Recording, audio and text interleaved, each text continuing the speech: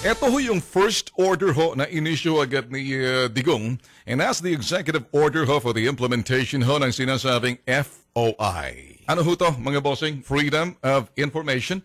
So, dito ho parte, bagay na hindi ho na ipasa. Ala ho nangyari noong panahon ho ng Dilaw.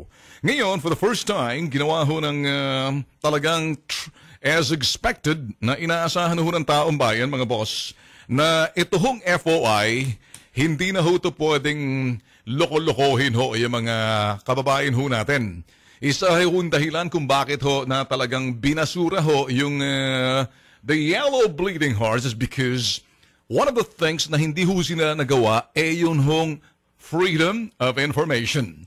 Ang freedom of information, mga bossing, ito ho naging dahilan ho kung bakit naging nahati-hati ho naging divisive.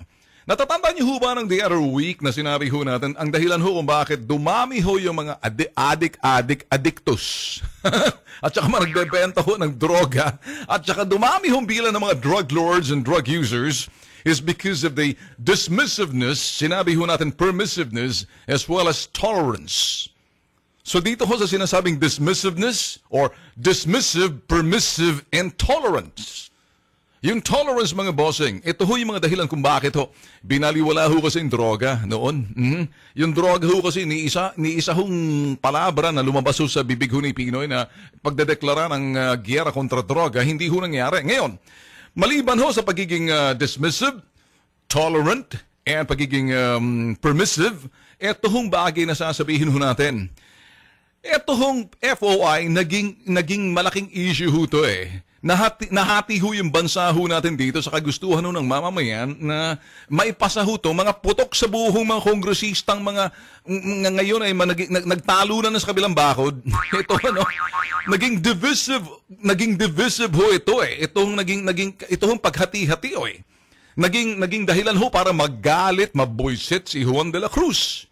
Doon pala makikita niyo na kung anong klaseng gobyerno nakaraan. And I'm not faulting them for that. It's just that's what they stand. They stand for what?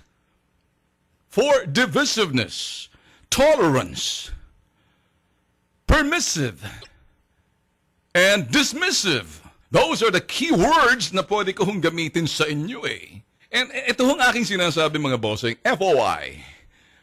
First order ho na ginawa ho ni Pinoy is to come up with the executive order, and it's going to be ni Digong, the President Digong, is to come up with the executive order that never happened noong panahon ho ni Pinoy. Ano hong ginawa ngayon ni Digong? Now say executive order na kinakailangan, ito ho yung magko-cover, ito sa executive department, limited and confined only sa executive department and all the departments working under the office of the President, under the executive. How about the legislative? How about the judiciary? Oh, you need to pass a law. Di ba? Natayenga ho ito Talagang ito ho yung mga bleeding yellow hearts that cause divisiveness. Mga dilaw ho na mga kongresistang mga balimbing na mga putok sa buho na nandyan na ho sila ngayon. Sumapi na ho sila. Kaya hindi ho napasa ho ito sa anin ho na buwa na 6 taon. Sinabi niya una daw gagawin niya. Ang problema, ito ho mga divisive, tolerant, permissive, and sabihin na ho dismissive na mga yellow bleeding hearts na saksakan ho dati ng dami dyan ho sa Kongreso. Sila ho ngayon ay balimbing na. Sila na ho ngayon yung minority. Kaya kung majority kayo mga balimbing sang katabang balimbing, ipasa nyo na para hindi naman kayo pinahihiya ni Digong. Karapatan ni Juan de la Cruz na kunin yung mga impormasyon na kinakailangan malaman nila. Na hindi na dapat sila manikluhod lalapit doon sa mga departamento para mahingi yung mga impormasyong nararapat na dapat makita ni Juan de la Cruz. Sabi nga ni Pinoy, understand this, which is totoo naman dapat na hindi naman talaga nangyari. Kayo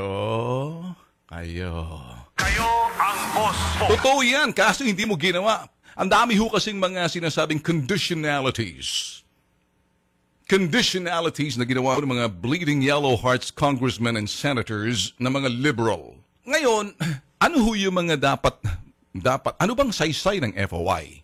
Mantakin yung mga bossing pag may proyekto, aktibidades, programa ng gobyerno na popondohan, dapat malaman ni Juan de la Cruz para sila'y tutulong sa sinasabing pagbabago. Itong mga dilaw na mga yellow bleeding hearts, ayaw ho nila ipasa kasi may mga kondisyon-kondisyon. So what I'm saying here, the President Digong, the new President, sinuot niyo ho sa kanyang dibdib, ay watawat ho ng Pilipinas para magkaisa.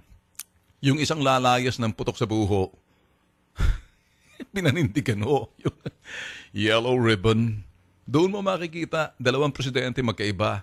Ngayon, sabihin na natin din sa mga putok sa buho na to, ayusin nyo na. Ipasan nyo ng FOI, mga putok sa buho kayo, mga hipokrito kayo. Lumayas ng leader ninyo. Tapos na. Kaya ikaw, Erice, Congressman Erice, makinig ka. Sabi mo, para magkaroon ng kredibilidad na minorya sa Kongreso, we need to have a yellow liberal Congress to have a credible minority. Excuse me?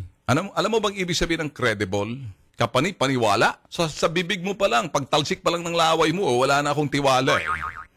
O, Gina Lopez, habulin mo to, si Erice at ang kanyang minahan at kanyang mga katsokaran. Yan ang mga sinasabi nating maraming tinatago na mga minang hukay dito, hukay doon.